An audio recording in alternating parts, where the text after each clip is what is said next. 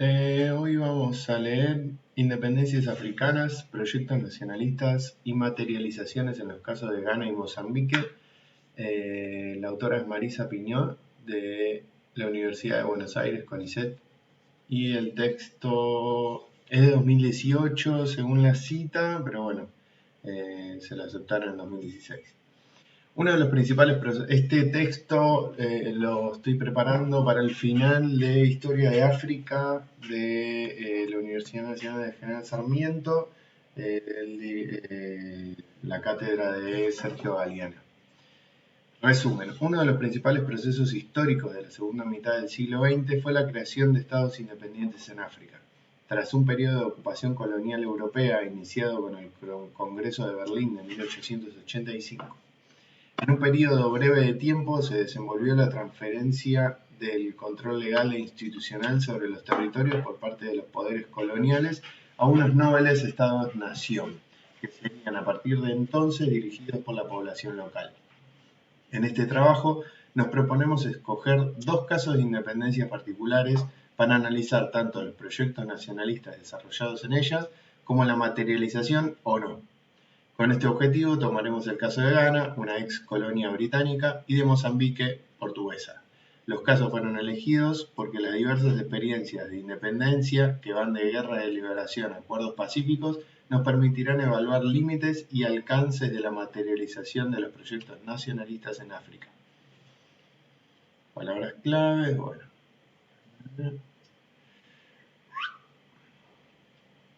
Independencias africanas, proyectos nacionalistas y materializaciones en los casos de Ghana y Mozambique. Por aquellos años aún todo tenía sentido. La razón de este mundo estaba en otro mundo inexplicable. Los más viejos conformaban el puente entre dos mundos. Recuerdo a mi padre llamarnos un día. Parecía más una de esas reuniones en las que él recordaba los colores y los tamaños de sus sueños, pero no. Esta vez el viejo se encorbató, traje y zapatos con suela. Su voz no variaba en delirios. Anunciaba un hecho, la independencia del país. Por esa época nosotros ni sabíamos el verdadero significado de aquel anuncio, pero había en la voz del viejo una emoción tan profunda, parecía estar allí la consumación de todos sus sueños. Mia Couto, tierra sonámbula. Cuando Kwame Nkrumah izó la bandera de Ghana en la noche del 5 al 6 de marzo de 1957, hizo una promesa ante la multitud que festejaba. Ghana será libre para siempre. Ghana se convertía así en la primer colonia de un país europeo ubicada en el África subsahariana en alcanzar la independencia. Tras una larga y paulatina subordinación a intereses extranjeros mediante la trata atlántica de esclavos y tras un siglo de colonialismo, un territorio africano recuperaba la posibilidad de un gobierno propio, un gobierno que pretendía ser una guía para la independencia del resto del continente. El hecho fue celebrado por todos, por los africanos y sus descendientes y diseminado por el mundo, y también por quienes se habían beneficiado de una u otra manera por el sistema colonial, como un triunfo de la humanidad. Aún en el marco de la Guerra Fría, tanto para autoridades de los Estados Unidos como para las de la Unión Soviética, fue una cuestión de festejos. Se esperaba que a partir de este acontecimiento empezara un nuevo tiempo venturoso para el conjunto de África y a partir de entonces se sucedieron las independencias a lo largo y ancho del continente. En este artículo nos proponemos analizar dos casos de independencias en África. Uno es el de Ghana, que marcó una senda a transitar por todos los siguientes. Otro es el de Mozambique, que 18 años más tarde se convirtió en un nuevo estado, en lo que muchos consideran la segunda oleada de independencias africanas. En Ghana hubo una negociación política pacífica en la que se logró un acuerdo entre las dos partes, colonizadores y colonizados, mientras en Mozambique, frente a la intransigencia, abrir una mesa de discusión sobre la posibilidad de autonomía sostenida por Lisboa, la opción elegida por los nacionalistas africanos fue el camino de la lucha armada para alcanzar el poder. Nos interesa analizar las características de los respectivos nacionalismos y cuáles fueron los vocabularios políticos con los que se imaginaron los futuros de sus países y del continente. El ambiente internacional. Antes de analizar cada caso en particular, es importante tener presente la situación mundial para ubicar el contexto de la época. Tanto la Segunda Guerra Mundial como la posguerra implicaron grandes cambios en la historia de África. Por un lado, la amplia participación de africanos, casi 1,5 millones de soldados, en los ejércitos imperiales que combatieron tanto en el mismo continente como también en otros territorios, transformó la vida de aquellos que participaron en ella. No fue solo que, al igual que en sus tierras de origen, en esos ejércitos experimentaron el vigor de la jerarquía racial, ya que sin importar sus méritos de batalla, únicamente podían formar parte de la tropa y nunca estar por sobre algún hombre blanco, sino que ver con sus propios ojos y experimentar en carne propia que los europeos no solo peleaban contra otras sociedades lejanas y distintas, sino que podía pelear entre ellos, conmovió a todos los soldados africanos. El esfuerzo de los africanos durante el transcurso de la guerra tuvo continuidad cuando esta terminó. En los inmediatos años de la posguerra, los proyectos nacionales metropolitanos incluían a las colonias y a los territorios de ultramar. Por el lugar que se les destinaba a estos espacios en la política de reconstrucción europea, muchos autores hablaron de una segunda invasión colonial, Hargreaves en 1988. El planteo era una revigorización del colonialismo europeo en África, reformulado e inspirado en un nuevo concepto, el de desarrollo. Por ejemplo, Gran Bretaña reforzó sus intereses ya explicitados en medio de la guerra con su British Colonial Development and Welfare Act de 1940, con un reforzamiento de su presupuesto 5 años después, y Francia creó el Fondo de Inversión para el Desarrollo Económico y Social en 1946. Pero el ambiente internacional surgido de la posguerra no era propicio para el mantenimiento del sistema colonial tal como se había desarrollado en los años previos a la guerra, y que encontraban sus inicios en la expansión marítima europea del siglo XV. La creación de la Organización de las Naciones Unidas en 1945, basada en el principio del derecho de los pueblos a la autodeterminación, que se había consolidado con la firma de la Carta del Atlántico en 1942, fue la apuesta por un nuevo orden mundial en el cual, si bien se aceptaba el lugar de los países más poderosos, aquellos que habían ganado la guerra y que ocuparían a partir de entonces el Consejo de Seguridad de la organización, se establecía una Asamblea General en la cual todos los países tenían representación equivalente más allá de su poderío real, de su extensión o del tamaño de su población. Creada por 51 estados, de los cuales solo 4 eran africanos, la ONU fue desde sus mismos inicios, un foro de resonancia de la posibilidad de la independencia de todos los territorios colonizados, aun cuando la Carta del Atlántico había sido pensada en función de la ocupación nazi de buena parte de Europa y no orientada a las sociedades colonizadas por los europeos. La aceptación del principio libre de autodeterminación de los pueblos por los países más poderosos del mundo y por todos los que se iban sumando a la organización abrió las puertas a muchas demandas de los territorios dominados. El antagonismo entre los dos países más poderosos del mundo, Estados Unidos y la Unión Soviética, que se conoce como Guerra Fría, se reforzó a partir de 1950. El triunfo de la Revolución China en 1949, el mismo año de la detonación de la primera bomba nuclear por parte de Moscú y de la creación del Tratado del Atlántico Norte, o OTAN, nutrieron este escenario. En Europa, a la salida de los tiempos del racionamiento de la posguerra y el comienzo de la prosperidad económica, se sumaron los acercamientos políticos entre varios países. Francia y Bélgica, que poseían colonias en África, estaban entre ellos, que culminaron en la firma del Tratado Constitutivo del Mercado Común Europeo con los Tratados de Roma de 1957.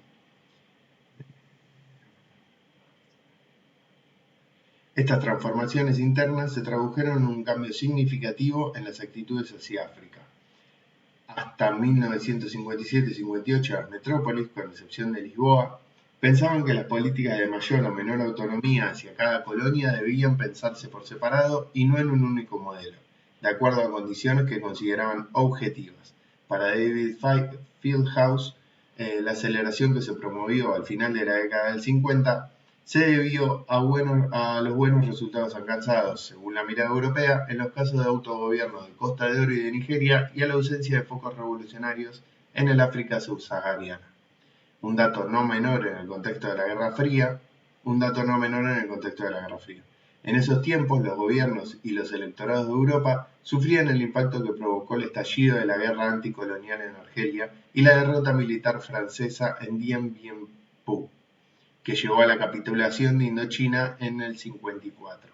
La realización del primer encuentro para diseñar una agenda común de intereses entre los líderes de estados independientes en Asia y África realizada en Bandung un año después, así como la nacionalización del Canal de Suez por Abdel Gamal Nasser en 1956.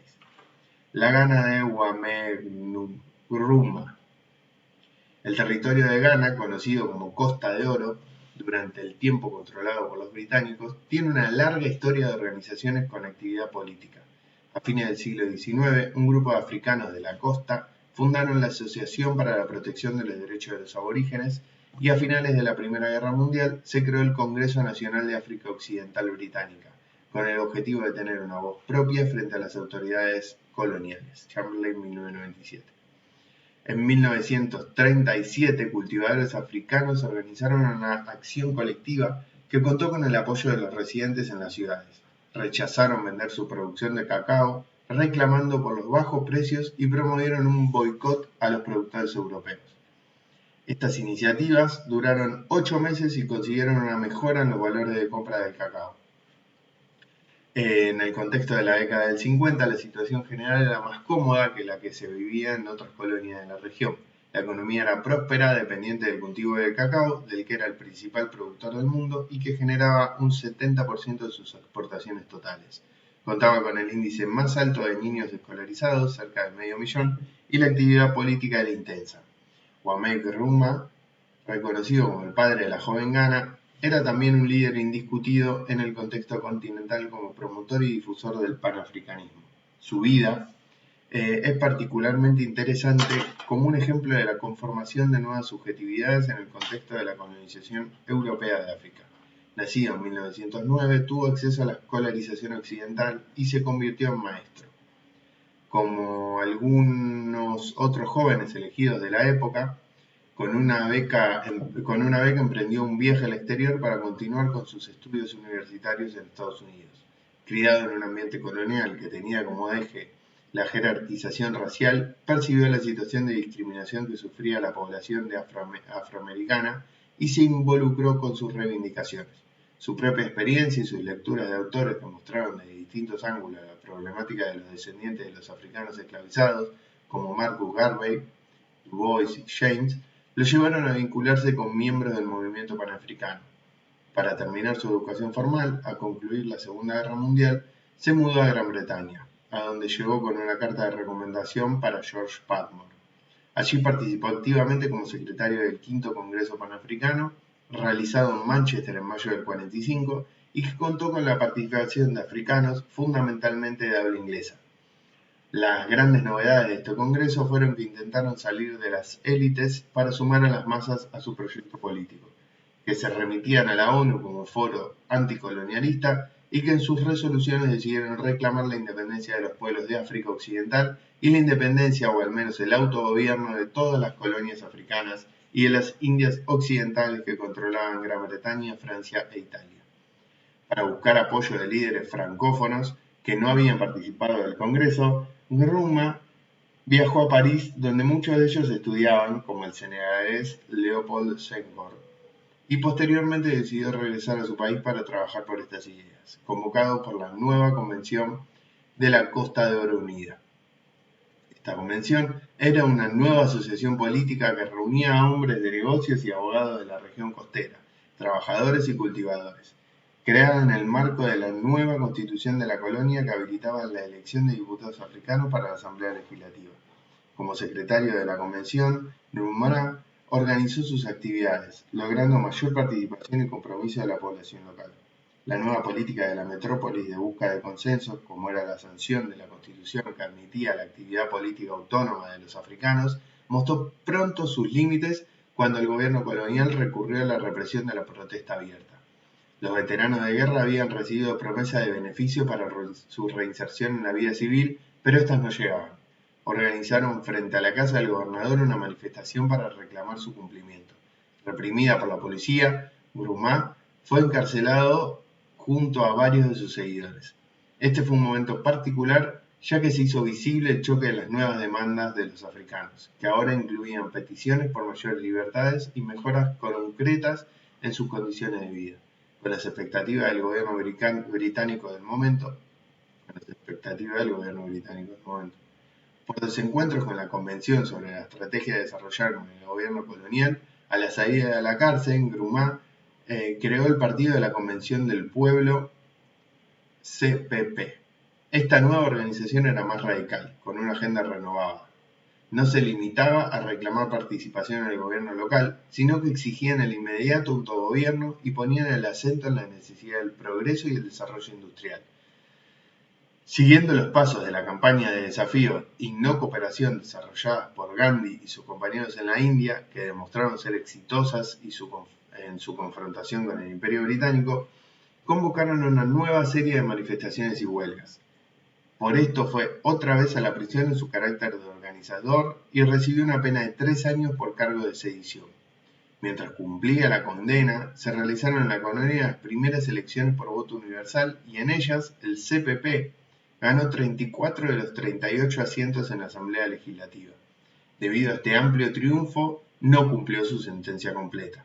Fue liberado por el nuevo gobernador e invitado a formar parte del gobierno colonial con el cargo de jefe para asuntos gubernamentales, posición que en 1952 se transformó en primer ministro. Por las características ya mencionadas, grupos políticos locales organizados, una sociedad urbanizada y con un índice alto de escolarización, una economía floreciente, Costa de Oro se convirtió en pionera en el camino de la independencia de todo el continente. El CPP de Nkrumah ganó las siguientes elecciones para la Asamblea Legislativa del 54 y 56, año en que se votó positivamente la moción por la independencia del país. Con el acuerdo de la Corona fue el primer país africano con un gobierno de mayorías que ingresó al Commonwealth. Si bien se decidió mantener como lengua oficial el inglés, el idioma impostado por el dominio británico, para sostener la búsqueda de unidad interior en todas las regiones y de relacionamiento con el exterior, así como un elemento modernizador, el territorio cambió de nombre. Costa de Oro, un nombre extranjero con una gran carga de colonialismo, fue reemplazado por el de Ghana. Aunque no coincidía con los límites del nuevo país, Ghana remitía a un pasado glorioso. Así se denominaba el primer estado que floreció en África Occidental entre los siglos VII y XIII. Para la historia de los primeros estados africanos, véanse los clásicos libros de Kizerbo 2011 y de Davidson 1998. La decisión de Nkrumah de adoptar esta denominación, así como la de abandonar el uso de su nombre cristiano y asumir el de Guamé, tenía bases en su militancia panafricana, ya que significaba mostrar al mundo y demostrarse a sí mismo que superaban los límites impuestos por los europeos y reivindicaban los marcadores creados por los propios africanos, así como el orgullo que sentía de ser africanos, el deseo de recuperar su herencia y la esperanza de un futuro venturoso. En su libro África debe unirse, Nkrumah resumió muchas de sus ideas para la organización política de su propio país, pero también para todo el continente. Siguiendo la agenda del Quinto Congreso Panafricano, desde que logró la independencia, Ghana en abril de 1957 promovió su réplica en el resto de África. En 1958 organizó en All African People Convention, donde se reunieron por primera vez muchos de los futuros líderes políticos africanos, para discutir el futuro de sus países y ese mismo año también el primer Congreso Panafricano que se hizo en África. Pero lejos de su pensamiento estaba la idea de la construcción de un nacionalismo territorial en los límites de su país. Nkrumah imaginaba que la independencia de Ghana era el primer paso para la concreción de una África unida. Criticaba la fragmentación del territorio africano realizada por los europeos como el quiebre de la soberanía local y el inicio de las dificultades de las sociedades africanas, y luchaba contra los males que acarreaba la balcanización del continente. Su lema, conquistemos el reino de lo político, que todo lo demás vendrá después, fue seguido por muchos y criticado por tantos otros. Nkrumah apuraba la posibilidad del fin del sistema de dominación política, transferencia del poder, con la esperanza de que ese nuevo ambiente de libertad permitiera alcanzar la independencia económica. Buena parte del ideario de Nkrumah está resumido en el discurso que brindó el día de la creación de la Organización de la Unidad Africana, en Addis Abeba, el 25 de mayo de 1963, una institución de la que fue uno de los principales promotores. En esa locución reafirmó lo antes mencionado, al afirmar: la independencia es solo el preludio de una lucha nueva y de más involucramiento para alcanzar el derecho de conducir nuestros asuntos económicos y sociales. Para lograr esa independencia proponía superar las fronteras impuestas por la dominación colonial, construyendo una nueva unidad política, los Estados Unidos de África, Nuestros pueblos reclaman terminar con los límites que nos separan, así como crear un sistema de defensa común con un alto mando africano para asegurar la estabilidad y la seguridad, y considerar planeamiento económico unificado para África. Mientras fue presidente de su país, fue derrocado por un golpe militar en 1966 cuando estaba de viaje en el exterior y nunca pudo regresar a Ghana.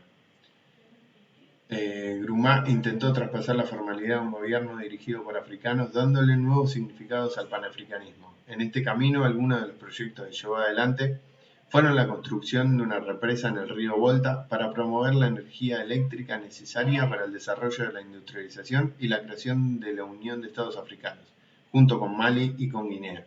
Rápidamente se dio cuenta que las presiones internas y externas para evitar una independencia profunda eran poderosas. La palabra que se acuñó entonces para denominar esta situación fue neocolonialismo.